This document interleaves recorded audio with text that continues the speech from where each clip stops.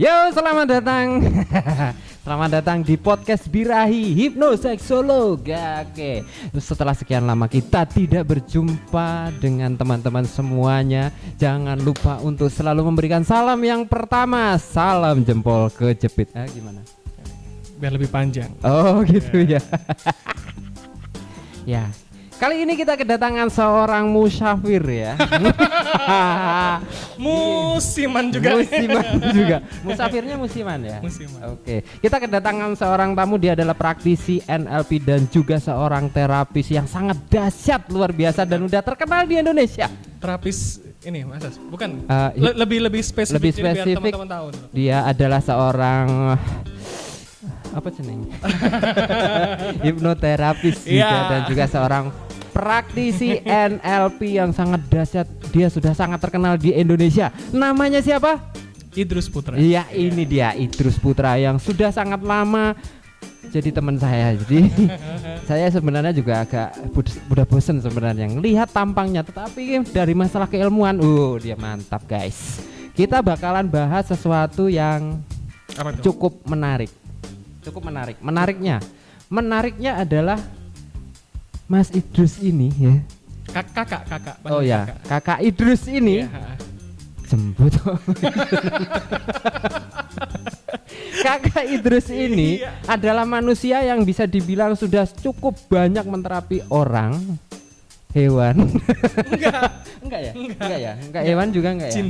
Oh, jin. Maksudnya manusia pakai jin. Oh, gitu ya. Jadi masih seputaran celana ya. Tapi kalau dalamnya jin itu ada yang bentuknya jin juga enggak sih? Enggak ada ya. Aman. Kalau jin kan goib kan. Goib, kalau ya. itu kan masih bisa terlihat gitu loh. Masih bisa terlihat tapi kadang yang Walaupun bisa terlihat ya. Walaupun tertutupi tapi kan bisa gambar gitu. Imajinasi. Katanya sih jin itu juga sama loh. Kadang terlihat, kadang ya kelihatan juga kadang. Kadang kelihatan, kadang kelihatan. Kadang enggak. Ya bisa dilihat kalau dibuka gitu ya. Oke. Terus ya itu mau bahas apa ini kita ini? Kita ini mahal loh ini ya, tolong ya. Oh, iya, waktu aduh. juga tolong nih. Oh ya, oke. Biar tidak melebar kemana-mana, intinya karena teman kita ini sudah cukup lebar. Lumayan.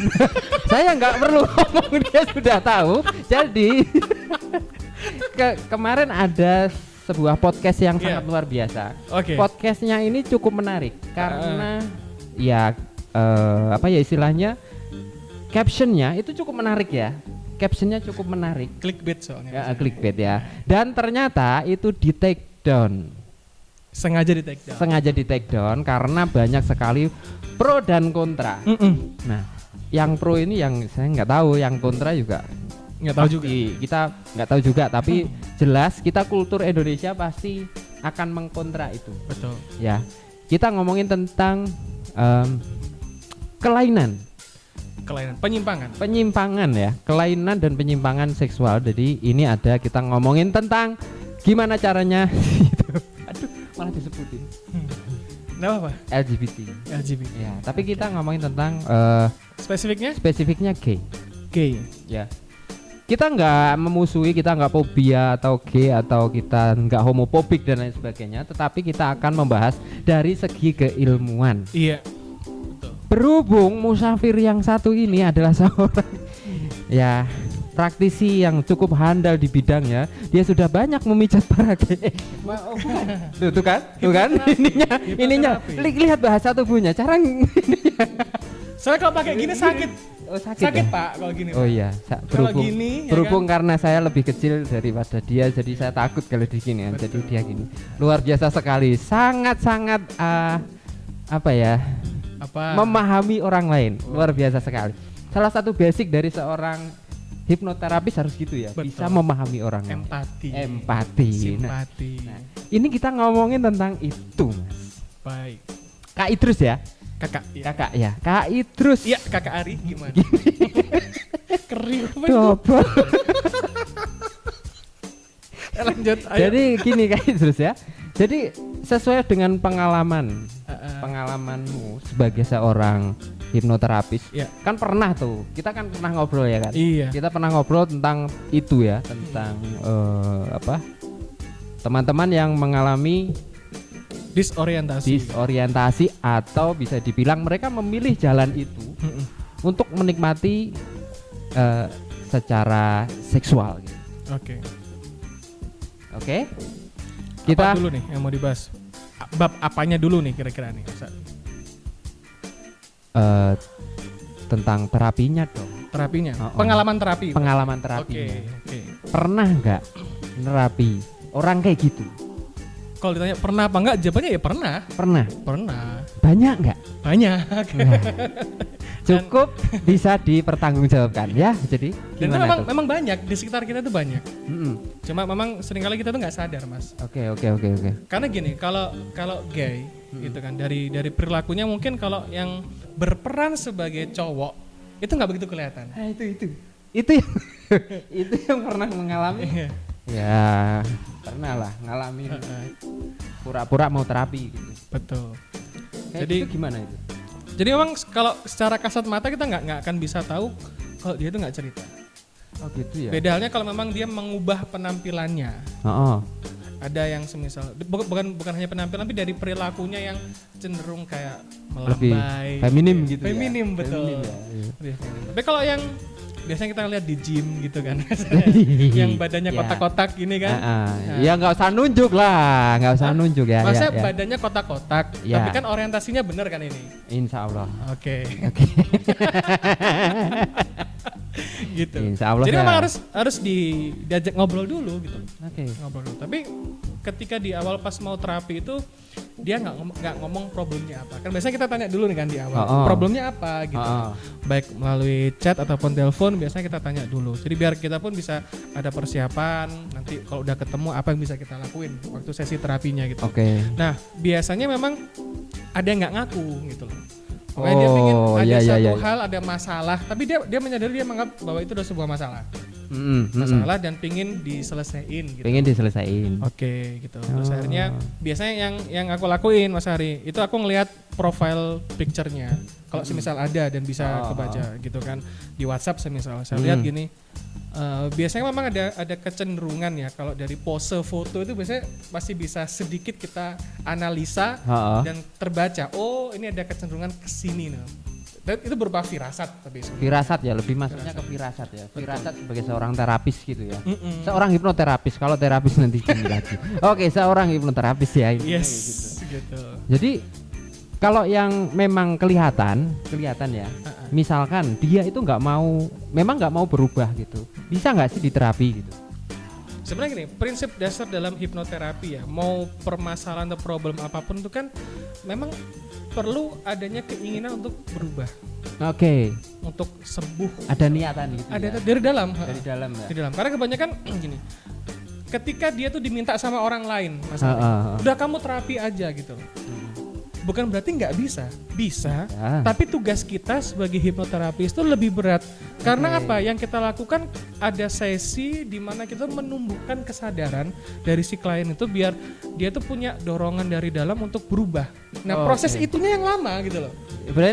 Ibaratnya kan nambah sesi ya, jadi nambah duit sebenarnya gitu. Iya, tapi kan sebagai manusia ya, betul. Kita sebagai manusia kan kita punya sisi moralitas gitu. Betul. Ya. Kita sok suci anjing. Ya emang kita sebenarnya butuh duit emang. Betul, iya, betul. Tapi kan kita nggak bakalan bikin apa istilahnya membuat sesuatu seolah-olah itu yang harusnya gitu kan. Bisa kita bantu lebih cepat. Betul. Kenapa kita lama-lamain? Iya gitu. Karena gini, sebenarnya ya kita sebagai fasilitator kan sebenarnya kalau hipnoterapis itu kan. Kalau semisal si klien itu dia bisa atau mau dari dalam dirinya, kita tuh lebih enak, lebih mudah. Dibandingkan ada hal-hal lain, misalkan sarannya kan 3 sebenarnya kalau dari hipnoterapi secara umum ya. Yang pertama mau secara sukarela, berarti kan ada keinginan dari dalam untuk mau berubah. Gitu kan. Terus yang keduanya bisa berkomunikasi. Ya. Yang ketiga punya kemampuan untuk fokus. Udah 3 ini aja syaratnya. Oke. Sebenarnya ada syarat yang paling utama, yang keempat bisa bayar. Itu yang penting ya, itu penting. Tapi ini beneran, Mas Ari gini. Sekarang gini, kebanyakan orang yang minta terapi gratis bukan berarti nggak aku layani, enggak ya. Ada beberapa memang yang terapi gratis itu dilayani karena memang ya keterbatasan dananya gitu kan. Karena gini, kalau orang terbiasa untuk minta terapi gratis, itu aku bisa pastiin hasilnya nggak maksimal. Hasilnya nggak maksimal. Iya. Karena gini, orang kalau udah ngeluarin sesuatu itu kan biasanya ada effortnya, ada usaha untuk mau apa ya berupaya lebih lah gitu. Karena dia udah keluar duit gitu. Iya. Apalagi hipnoterapi itu nggak murah loh Mas. Bener. Setuju. Mahal emang. Mahal karena teman-teman praktisi itu rata-rata kisarannya luar biasa sekali. Iya. Gitu. Dan itu memang menurutku ya mereka-mereka yang bisa mengeluarkan effort untuk mendapatkan ya jalan yang mereka mau gitu kan. Jalan yang mereka mau itu biasanya akan melakukan apapun yang sarankan oleh fasilitator. Betul. Gitu. Nah, contohnya Mas Idrus ini selalu menekankan bahwa 4 itu tadi penting. Penting ya? Penting banget. Kalau salah satu syaratnya misalkan dia tidak bisa berkomunikasi. Berat ya. Dalam artian nggak bisa berkomunikasi itu yang kayak gimana Mas Idrus? Kita lebih ke arah itu yang ada gangguan komunikasi. Oke. Gangguan komunikasi kan ada banyak ya macam-macam. Tapi kalau aku pribadi punya standar minimal kayak gini. Selama ketika aku kasih pertanyaan dia mau merespon, dia mau menjawab, walaupun itu lama, itu nggak masalah. Nggak masalah ya. Oke. Jadi dari kesimpulan ini tadi, kita belum ada kesimpulan harusnya. Belum. Orang baru mulai ya kan. Aku salah alamat ke sini nih. Ya udahlah, lanjut Mas. Berhubung ini tadi kita culik dia gitu kan. Nah, terus ini dari sekian banyak itu, persentase keberhasilan itu dari mereka yang memang niat. Itu kira-kira berapa? Katakanlah 10 ya. 10. Ini untuk gay ya? Gay. Katakanlah kita ngomongin tentang katakanlah dari 10 klien. Ini jujur ya Mas ya. Yang bisa benar-benar selesai, sembuh, lurus, balik lagi itu 3. Oke, yang 7? 7 balik lagi. Kita nggak tahu ya. Balik lagi nggak tahu. Tapi aku berasumsi mereka balik lagi Kak dulu. Oke. Itu yang mempengaruhi mereka balik lagi itu apa sih sebenarnya? Nomor 1 pasti adalah lingkungan. Oke, lingkungan ya. Lingkungan. Nomor 1 lingkungan. Karena kalau kita bilang kalau kita bahas tentang penyebab ya, beberapa penyebab kenapa kok orang bisa menyimpang. Itu memang ada faktor dari dalam tuh hormonal ada. Oke. Hormonal fisik ya berarti ya. Iya, secara tubuh memang ada faktor hormon tuh memang ada pengaruh gitu kan. Ada pengaruh. Cuma yang memperparah itu biasanya dari pola asuh, dari orang tuanya. Oke. Semisal lebih dominan ibu yang mengasuh, satu, atau mungkin terlalu lebih banyak saudaranya itu cewek. Oke. Itu juga bisa pengaruh. Iya. Ya, terus berikutnya kalau dari secara perilaku adanya trauma. Oh, itu trauma juga bisa menyebabkan itu juga. Bisa. Oke. Semisal pernah punya pasangan perempuan, gitu kan. Terus karena suatu hal dia ngerasa disakiti, akhirnya pisah. Itu bisa ditrauma. Oke. Akhirnya muncul sebuah pemaknaan bahwa wah perempuan itu bajingan, gitu. Semuanya anjing. Ya gitu. Londangan. Lontong sayur gitu ya kan. Ya gitu. Jadi muncul pemaknaan seperti itu dia cenderung untuk geser akhirnya. Gitu. Jadi kalau ini kan tadi kan penyebabnya yang memperkuat itu ya. Iya. Memperkuat. Karena setiap orang kan jelas ada sisi feminim. Ada. Iya kan? Ada sisi feminim. Nah, yang memperkuat ini contohnya nih. Ada yang memang dari kecil pola asuhnya gitu kan. Sama mereka yang hanya karena faktor trauma sama pacarnya atau pasangannya kayak gitu. Kira-kira yang lebih mudah untuk diarahkan ke hetero itu yang mana? Dari yang misalkan dari kecil nih, dari kecil dia memang dididiknya kok kayak perempuan sering dipakai induster lah, sering inilah. Yang cenderung lebih mudah ya? Yang cenderung lebih mudah tuh yang mana? Selain pola asuh. Iya. Ini kalau aku ya Mas ya. Tapi mungkin setiap hipnoterapis punya pengalaman yang beda-beda. Tapi kalau aku pribadi memang kalau itu memang dari pola asuhnya, karena prosesnya kan lama banget Mas. Iya. Katakanlah proses pemrograman pikiran yang terjadi secara tidak sengaja di situ sampai terjadi salah pemrograman itu durasinya cukup lama dari kecil sampai umur belasan tahun kan. Gitu. Apalagi didukung tidak adanya sex education dari keluarga, dari orang tua. Apalagi kalau sex education-nya dianggap bahwa itu tabu. Iya. Wow. Jadi, aduh, ya sebagai orang tua itu memang punya peranan yang cukup besar ya. Besar. Kakak, saudara itu juga punya pengaruh ya. Pengaruh ya. Lingkungan ya. Maksudnya ke lingkungan, betul. Dan yang memperparah itu juga akan lingkungan. Memperparah lingkungan ya. Karena dia biasa gini, dia punya pemikiran, dia akan cenderung untuk mencari lingkungan yang bisa mensupport keinginan dan kebutuhannya. Itu makin parah berarti. Iya. Kan. Seolah-olah dia mencari pembenaran. Betul. Makanya setiap penyimpangan seksual seperti itu pasti ada komunitasnya. Aku bilang pasti, Mas. Pasti, iya. Karena dia nggak pernah berdiri sendiri. Iya. Iya, dan kalau mau berdiri kan ada partnernya biar bisa berdiri. Iya. Nyampe ya. Nyampe. Itu betul. Itu betul. Oke. Gitu.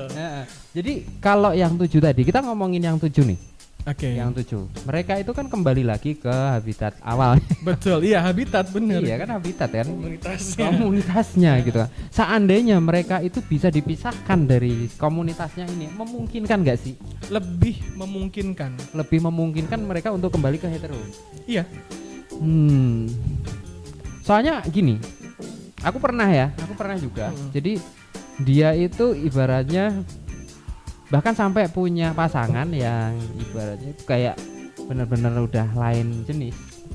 Tetapi permasalahannya adalah dia akhirnya tidak bisa ereksi gitu. Oke. Karena tidak terdapat gairah di situ. Nah, setelah diterapi, akhirnya sekarang itu bukan dalam arti dia benar-benar akhirnya jadi hetero. Tetapi masih ada kecenderungan geser lagi gitu. Tetapi akhirnya jadinya malah kayak AC sama DC. Sikat semuanya. Nah, dari situ aku juga lihat loh, kok susah ya. Karena pola asuh dari kecil. Betul. Bahkan bisa dibilang lama banget itu. Lama. Dari kecil loh ya. Kalau yang memperparah dari dalam, Mas Ari, itu dari fantasi seksual. Oh, fantasi seksual. Iya, dari fantasi seksualnya gitu. Karena kan kalau kita bilang tentang experience ya, pengalaman dalam berhubungan badan, itu kan pasti ada sensasi yang didapatkan. Sensasi secara, kalau bilang panca indera ya, secara visual, secara auditori. Ini apa ini? Oke, studio kita kedatangan tamu tak diundang. Jadi selamat datang. Jadi secara visual. Ternyata fantasi secara visual, pengalaman secara visual, auditori dan juga kinestetik gitu. Ya. Bahkan dari bau pun juga menjadi sebuah experience, pengalaman. Oh iya, kita ngomongin tentang trauma tuh ya. Di Indonesia tuh kan banyak nih kasus-kasus di mana seorang pemuka agama contohnya kayak gitu ya, akhirnya melakukan pelecehan terhadap mereka-mereka yang sejenis. Itu bisa nggak membuat si anak-anak ini atau mereka-mereka yang jadi korban ini akhirnya karena ya sensasi itu tadi loh. Betul. Berubah itu bisa nggak? Bisa. Bisa ya? Bisa. Oke. Karena gini, katakanlah dia kan belum pernah punya pengalaman berhubungan badan. Kan? Kalaupun semisal pengalaman pertama yang dia dapatkan itu bisa memberikan kenikmatan, Mas Ari, nempel di otaknya. Wah, itu enak nih, nikmat nih gitu kan. Itu pengalamannya itu yang bikin akhirnya dia bisa menyimpang. Jadi nggak semua peristiwa traumatik seperti contoh tadi itu yang itu membuat orang akhirnya tetap lurus orientasinya. Tapi kadang-kadang juga bisa belok akhirnya. Iya. Karena sensasi yang dia dapatkan gitu. Karena lagi manusia itu terbentuk dari experience, dari pengalaman. Ya. Nah, pengalaman yang membentuk manusia ini yang kalau dalam proses hipnoterapi itu juga harus di breakdown. harus diselesaikan. Ada makna apa yang keliru di situ sampai dia mempertahankan perilaku tersebut. Oke. Gitu. Jadi bisa dibilang sebenarnya tergantung dari pemaknaannya mereka kan. Dari sebuah pengalaman ada makna menjadi sebuah program di dalam pikiran, akhirnya menjadi sebuah perilaku. Nah, gitu. Urutannya gitu. Iya, urutannya gitu ya, teman-teman. Jadi ini kita mencoba untuk memberikan sedikit inspirasi buat teman-teman biar tahu prosesnya. Prosesnya gitu ya. mahal loh ini sebenarnya. Iya, sebenarnya. Biasanya kalau kayak gini tuh kita harus ikut kelasnya Kak Idrus ini, benar-benar mahal banget itu. Tapi berhubung dia musyafir dan kita culik hari ini dan dia harus menyumbangkan sebuah keilmuan yang bisa dibilang berguna buat teman-teman semuanya. Ini berbuah-buah loh Dan. Iya. Berbuah-buah kan sebenarnya sebuah keilmuan ini berbuah-buah. Iya ya, berbuah-buah ada banyak tadi ya sebenarnya. Iya, ada banyak. Ya, terima kasih sekali. Sama-sama. Sama-sama. Saya mau memberikan persembahan tapi kok nggak enak gitu. Apa itu? Sendi kok. Enggak boleh, enggak boleh. Enggak boleh ya. Enggak boleh, enggak boleh. Ya biasa aja, biasa. Biasa aja ya. Oke lah. Masalah. Tapi sebentar ya. Iya. Ini sebenarnya kebalik. Oh, kebalik. Ini yang punya saya. Oh, gitu. Oh iya. Kan masih ada isinya, itu kan udah habis. Di sini kita ngerokok tuh sebenarnya juga nggak apa-apa. Boleh, bebas aja.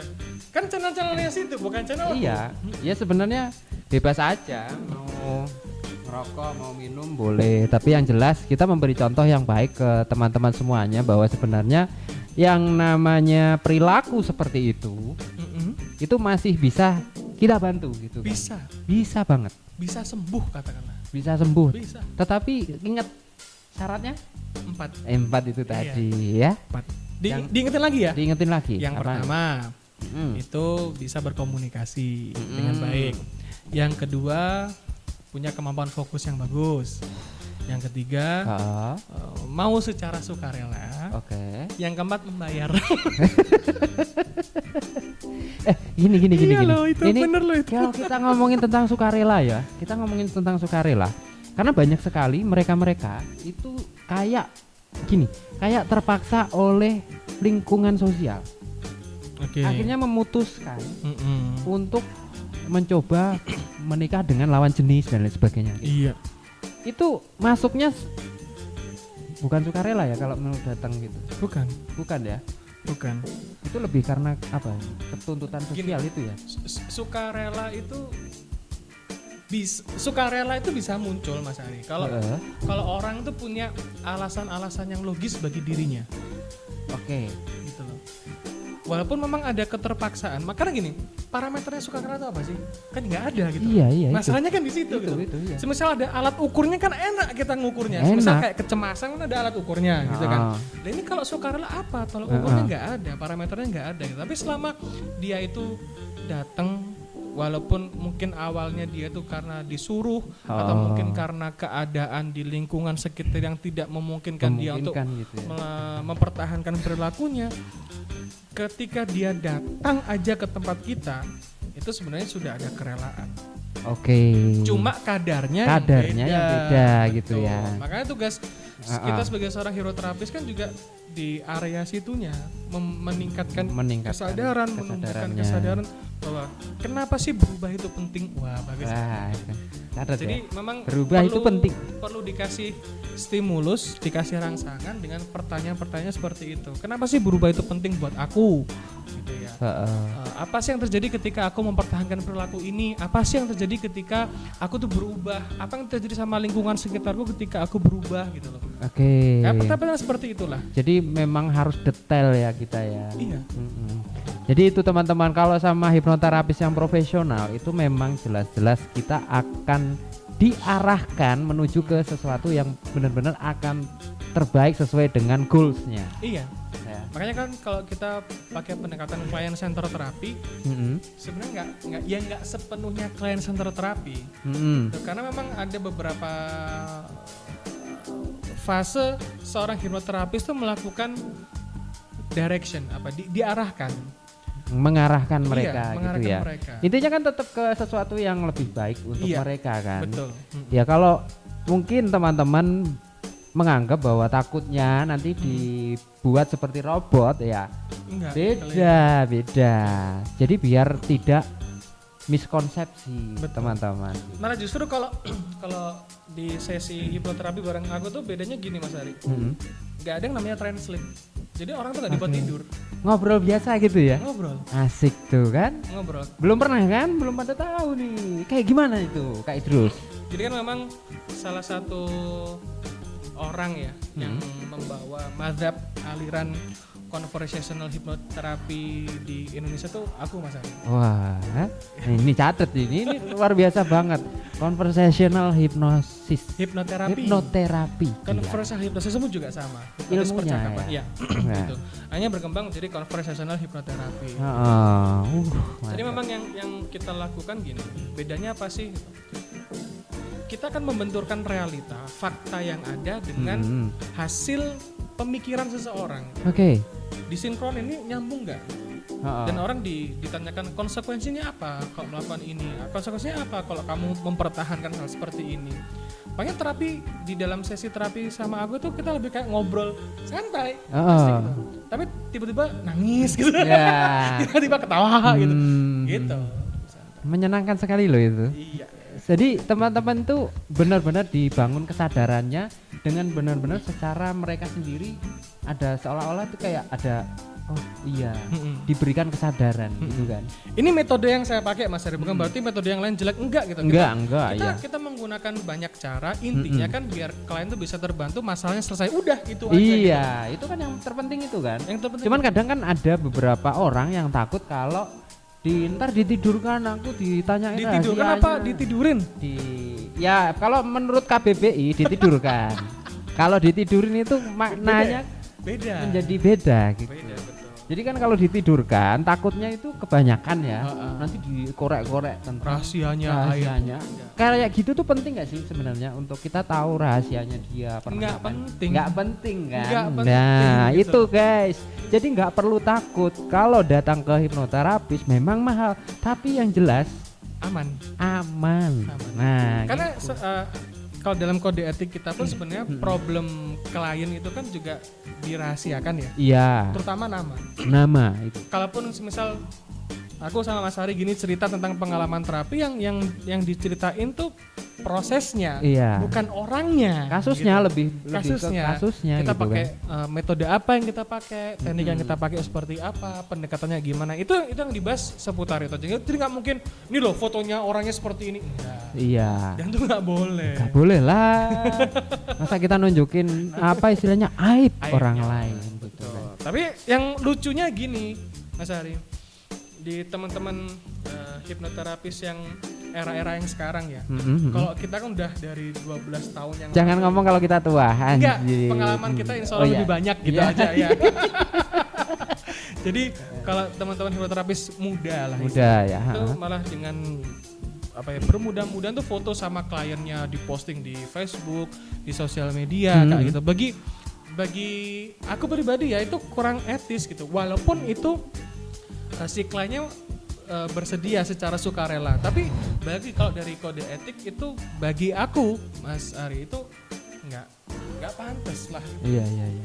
Ya ini ibaratnya kayak kode etik ini sebagai sisi moralitas kita, moralitas kita sendiri sebagai seorang hipnoterapis. Bagaimana kita menghargai orang lain, gitu kan. Terutama mereka adalah klien-klien kita yang harus dijaga rahasianya, identitasnya. Gitu. Nah, kita ngomongin tentang yang 7 tadi. Pernah nggak? Karena yang 7 tadi itu kadang mereka adalah orang-orang yang sebenarnya kadang tuh mau coba-coba doang gitu. Iya. Pernah nggak ngalamin yang kayak gitu? Terus akhirnya ya jatuh cinta sama hipnoterapisnya gitu kan ada gitu. Ya. Kalau sama aku alhamdulillah nggak ada, Mas. Nggak ada. Kurang menarik mungkin. Bukan. Memang udah berharap menarik gitu. Kan kita belajar hypnotic seal ya. Iya. Jadi kayak disegel gitu loh. Jadi biar nggak ada yang namanya transference, ya kan? Keterikatan antara klien dengan terapis. Itu kan namanya transference kan. Itu nggak boleh terjadi dan kita tahu gimana cara mengatasinya. Oke. Gitu. Jadi memang ada caranya tersendiri. Iya, dan kita membuat orang jadi transfer sama kita pun juga bisa. Ya bisa aja. bisa, Gitu. Tapi kan bisa. kita nggak boleh kayak gitu Ya, kan. nggak boleh. Membuat orang sampai ketergantungan sama kita nggak boleh. Gitu. Bener. Nah dari 7 yang tadi tuh Mas Ari, karena gini biasanya, kalau aku dalam proses hipnoterapi sendiri tuh yang paling banyak dilakukan tuh justru penugasan setelah sesi terapi. Oke. Penugasan. Iya, Itu iya. yang paling penting karena apa? Kita nggak 1 kali 24 jam hidup bersama klien. Betul. Gitu loh. Setuju. Dan yang bisa memastikan klien itu berhasil sembuh atau enggak salah satunya karena dia tuh mau berusaha, mau konsisten dengan tugas-tugas atau PR yang kita kasihin apa enggak. Nah, itu. Ini yang jarang dilakukan sama teman-teman hipnoterapis yang lain. Kenapa aku bisa tahu? Karena mereka cerita gitu loh. Padahal sesi yang paling penting kedua setelah pertemuan secara live dengan hipnoterapis itu dikasih tugas. Ya, oke. Nah, tugas kita sebagai seorang hipnoterapis memastikan bahwa klien itu melakukan tugas-tugas yang udah kita kasih dengan baik. Gitu loh. Makanya ada proses yang namanya mentoring. Mentoring ya. Kan ada gitu. pendampingan. Jadi bukan cuma datang katakanlah 4 sesi gitu Ya, kan. Jarak satu sesinya 1 pekan semisal. Kan. Terus selama misal hari Senin nih ketemu sama klien ya. Terus hari Seninnya lagi kan ketemu lagi. Nah Selasa sampai hari Minggu itu harusnya tetap ada hubungan komunikasi antara terapis dengan kliennya. Entah itu melalui chatting ataupun melalui telepon ya. Betul. Itu. Karena kembali lagi itu semuanya kan balik lagi ngomongin tentang perilaku. Iya. Ya kan? Ketika perilaku itu mau diubah tentu nggak bakalan segampang kayak Iya. Tidur, ya kan?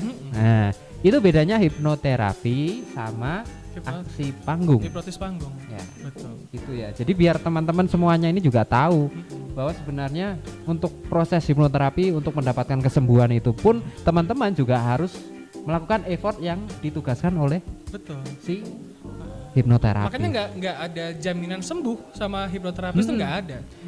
Kita nggak usah ngomongin jaminan sembuh lah. Kita ngomongin tentang medis yang jelas-jelas itu ilmunya benar-benar sudah sains gitu ya. Itu aja nggak berani loh. Betul. Untuk memberikan jaminan. Kan medis dulunya.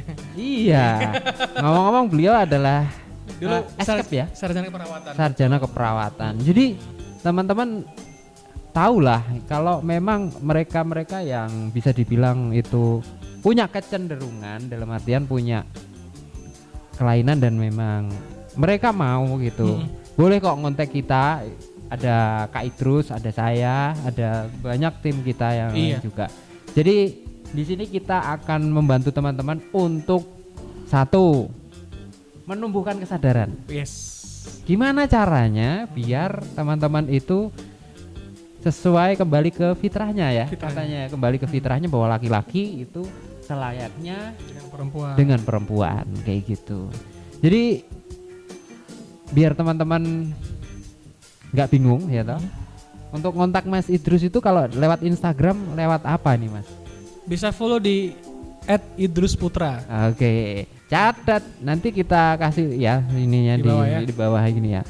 Jadi obrolan kita itu memang karena sebenarnya kita itu dadakan, jadi kita pengen ngobrol tentang itu tadi. Iya, tapi biar banyak orang yang tahu kita abadikan yang seperti ini ya. Iya, jadi karena memang sebenarnya untuk mencapai kesembuhan itu kembali lagi ada peran dari si yang mengalami atau yang mempunyai perilaku kliennya, ditambah dengan bantuan dari seorang fasilitator. Bisa menghubungi siapa aja sebenarnya ya. Banyak ada terapis yang ada psikolog lah, ada psikiater. Nggak harus ke kita sebenarnya. Harus ke kita. Nggak harus ke kita. Tapi kita bisa saranin ke siapa. Gitu.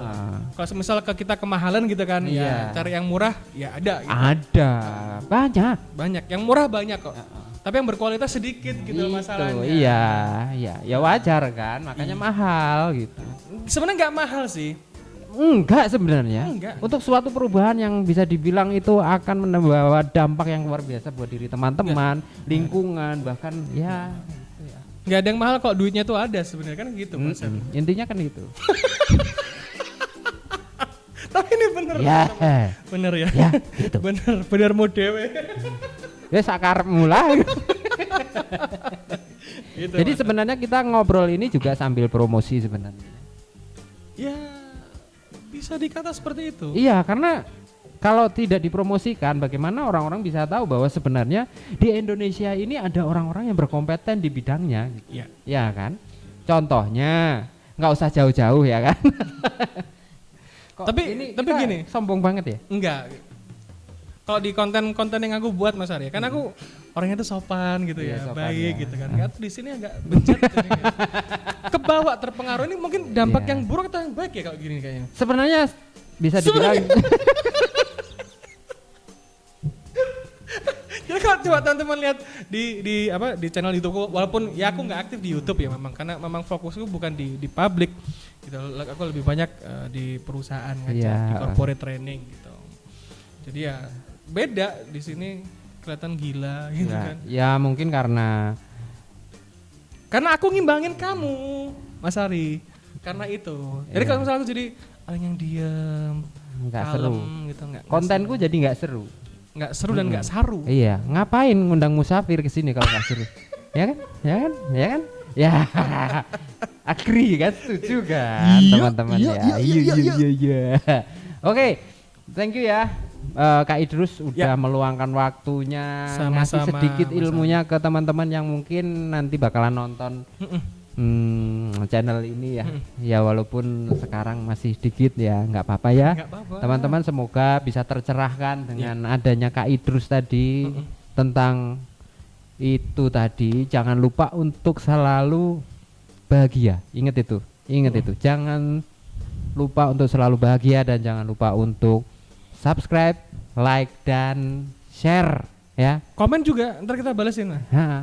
Ya. Harus kita balas. Karena apa? Kalau nggak dibales itu katanya cinta bertepuk sebelah tangan. Asik. Kata-katanya Mas ya. Hari ini Mas aja coba. Kata-katanya ayo hari ini. Oke. Sebenarnya kata-kata hari ini cukup menegangkan. Karena apa? Yang namanya perilaku itu bisa dibentuk dan kami siap untuk membantu teman-teman semuanya. Asik. Gitu ya. Keren. Perilaku bisa dibentuk. Oke, thank you teman-teman. Thank you Kak Idrus sudah datang dari Madiun sampai ke Yogyakarta. Udah share ilmunya dan semoga semakin diberkahi dalam berkarya. Oke. Thank you dan semoga apa yang disampaikan bisa bermanfaat buat teman-teman semuanya. Saya Ari Panjalu undur diri dan tetap saksikan podcast Birahi dari Hipnoseksolog. Salam jempol kejepitnya. Oke.